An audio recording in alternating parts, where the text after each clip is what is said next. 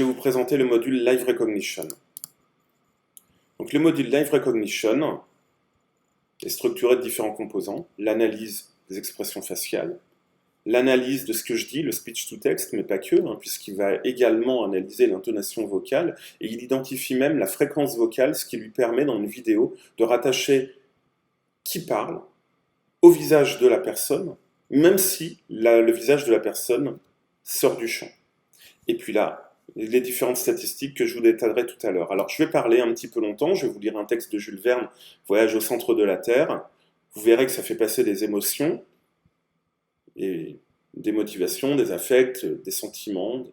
Et vous vous rendrez compte que le moteur, en fait, au fur et à mesure que je parle, évolue. Donc l'analyse des expressions faciales est en temps quasi réel, à peu près toutes les demi-secondes, et l'analyse évidemment sémantique du langage, elle, est un petit peu plus longue, environ toutes les minutes 30, en fonction de ce que trouve le moteur comme étant pertinent ou pas pour lui, pour ces différents moteurs. On a branché 7 moteurs d'analyse sémantique, 2 moteurs d'analyse faciale, et également le moteur d'intonation vocale. Il y a une analyse de la gestuelle également, mais ce n'est pas vraiment l'objet dans cette démonstration. Donc je vais le lancer, je vais vous lire le texte, et puis vous allez voir comment tout se passe. Voilà, donc le véritable voyage commençait. Jusqu'alors, les fatigues l'avaient emporté sur les difficultés. Maintenant, celles-ci allaient véritablement naître sous nos pas. Je n'avais point encore plongé mon regard dans ce puits insondable où j'allais m'engouffrer. Le moment était venu, je pouvais encore ou prendre mon parti de l'entreprise ou refuser de la tenter. Mais j'eus honte de reculer devant le chasseur. Hans acceptait si tranquillement l'aventure, avec une telle indifférence, une si parfaite insouciance de tout danger, que je rougis à l'idée d'être moins brave que lui. Seul, j'aurais entamé la série des grands arguments. Mais en présence du guide, je me tus. Un de mes souvenirs s'envola vers ma jolie Virlandaise, et je m'approchai de la cheminée centrale. J'ai dit qu'elle mesurait 100 pieds de diamètre, ou 300 pieds de tour. Je me penchai au-dessus d'un roc qui surplombait, et je regardais. Mes cheveux se hérissèrent. Le sentiment du vide s'empara de mon être. Je sentis le centre de gravité se déplacer en moi, et le vertige monter à ma tête comme une ivresse. Rien de plus capiteux que cette attraction de l'abîme. J'allais tomber.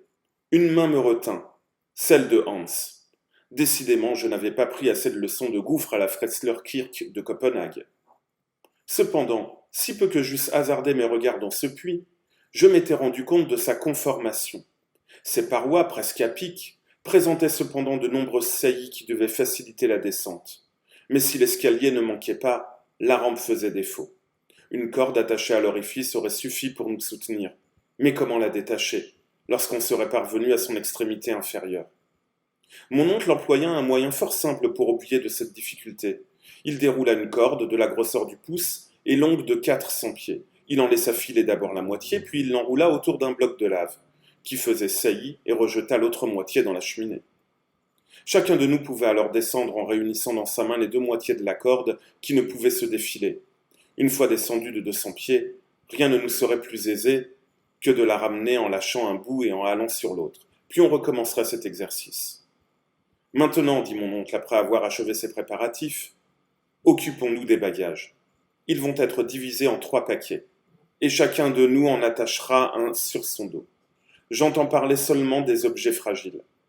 L'audacieux professeur ne nous comprenait évidemment pas dans cette dernière catégorie. Voilà, donc ce que je peux vous en dire, c'est qu'il a analysé le texte. Alors, je n'ai pas pu vérifier en temps réel s'il y a quelques petites erreurs ou pas. Je vais le mettre en pause.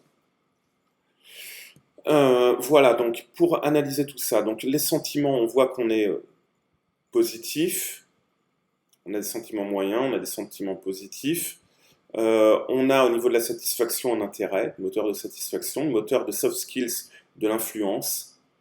L'affect ressenti est positif. La reconnaissance du visage est à ce moment-là plutôt neutre. Au niveau des besoins, on est plutôt dans le rejet et l'humiliation.